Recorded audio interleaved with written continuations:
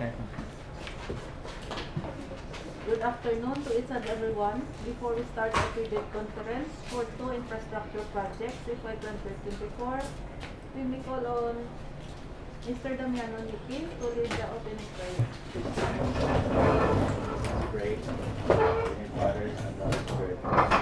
Heavenly God, our Father, who is with education and people for our age and blessed us in your today. May you continue to impart us your knowledge, wisdom, and blessings in life, so that we will be able to do our daily tasks that are good in efficient to us projects for them.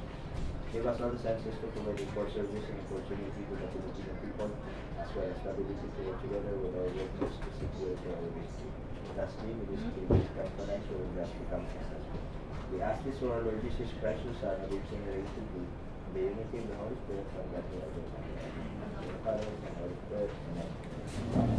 Good day again. We may call on our back secretariat to do the roll call of the members of the back, DPWH, back secretariat members, as well as the contractors representative who are present today. Good afternoon, everyone. As I call your name, please acknowledge. Engineer Ninfa M. Enriquez, back chairperson. Present. Engineer Japet T. Manuel, back vice chairperson. Present. Engineer Jean G. Herminal, back regular member. Present. Mr. Damiano F. Niki, back regular member. Present. Engineer Carlo Jan M. Leiza, back provisional member. Present. Engineer Tira G. Cuenca, back provisional member. Present. Engineer Anjanette A. Tolentino, back secretariat staff. And yours truly, Engineer Naren D. Bautista, back secretariat member. It seems that there is no observer present today. Based on Section 22.3 of 2016 revised IRR of RA 9154 and ITB 9.1, attendance shall not be mandatory. Since the majority of the back members are here, I declare this PREBID conference for 2 infrastructure projects for 2024 today with quorum. I now call this PREBID conference to order. We'll give the floor to our back secretariat member to read and discuss today's PREBID conference. Agenda of today's PREBID conference. Number 1, brief presentation or explanation by the back of the following. A. Basic contract data including contract description, ABC, and duration. Requirements of bidding documents including instruction to bidders, general conditions of contract, special conditions of contract, specifications, drawings, bill of quantities, and forms. Documents to be submitted by the bidders. Technical proposal and financial proposal. Criteria and procedure for eligibility check. Preliminary examination of bids. Detailed evaluation of bids. Post-qualification and award. Number 2. Questions or comments from bidders and replies of BAC and other representatives of procuring entities. 3. Other matters. And lastly, summary of proceedings including supplemental or bid bulletins to be issued.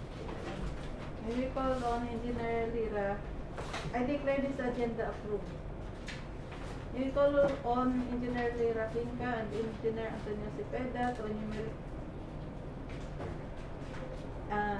Engineer Lira Pinca and Engineer Lisa to enumerate the basic contract data of the project, and followed by Mr. Damiano Niki to also read the requirements of the bidding documents.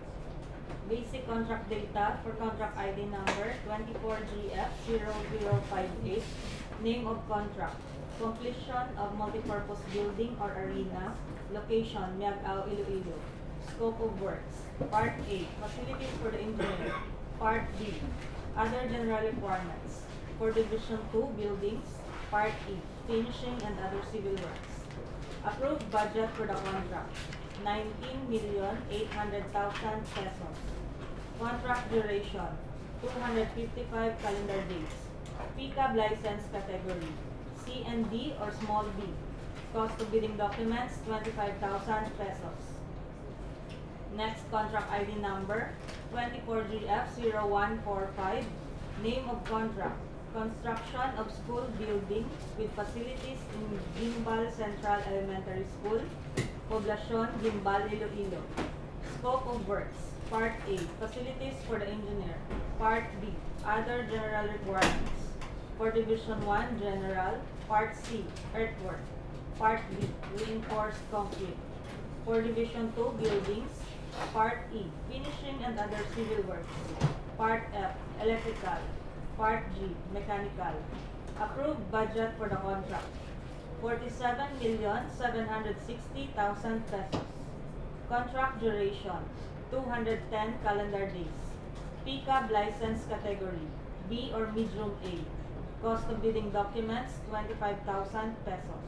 Interested bidders may obtain further information from the DPWH Iloilo 1st District Engineering Office and inspect the bidding documents at Rizal Street, Guimbal, Iloilo during weekdays from Monday to Friday from 8 a.m. to 5 p.m.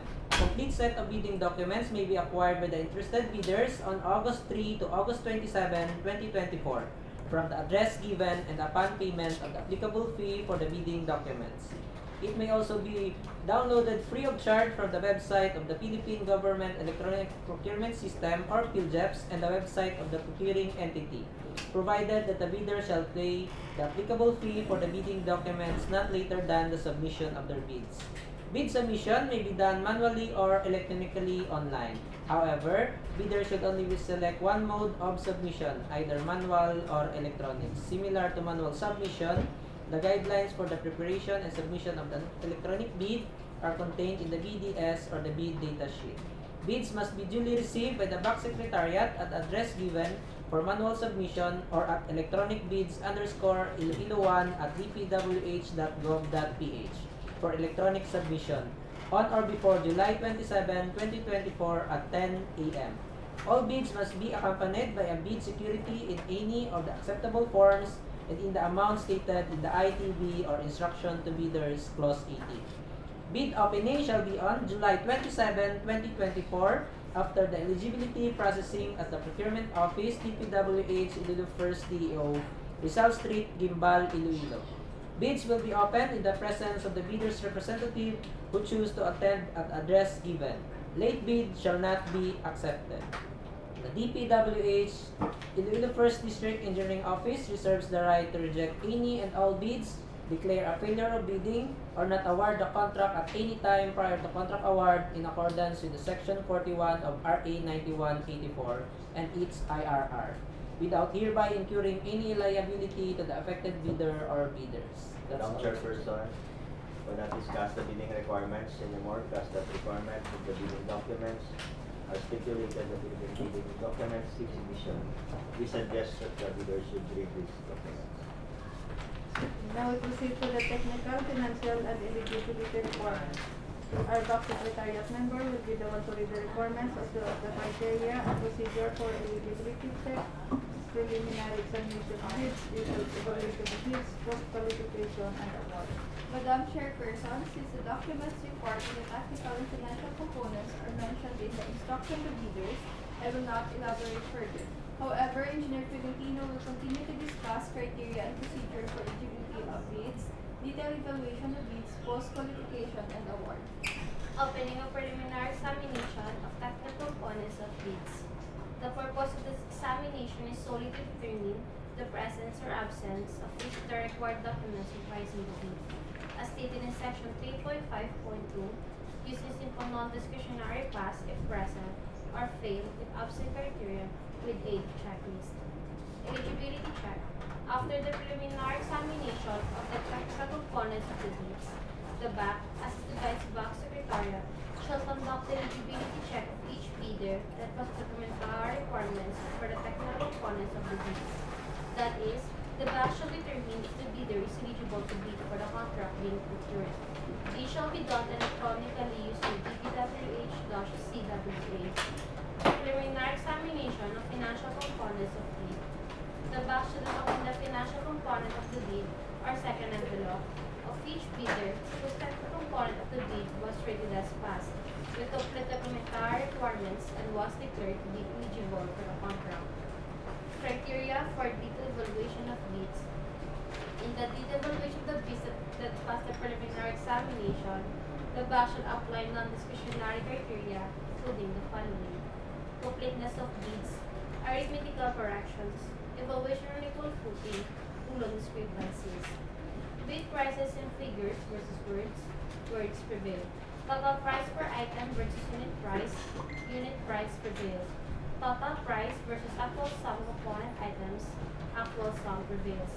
Unit cost and did estimate versus unit cost in BOQ prevails, and total calculated date prices. Post-qualification.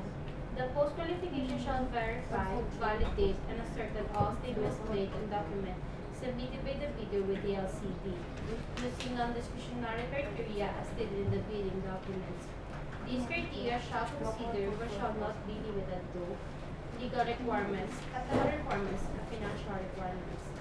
If the bank determines that the bidder with the lowest calculated bid passes all the criteria for the post-qualification, it shall declare the said bid as the lowest calculated and responsive bid, and recommend to the hope to award the contract with the said bidder at the submitted bid price or calculated bid price, whichever is lower.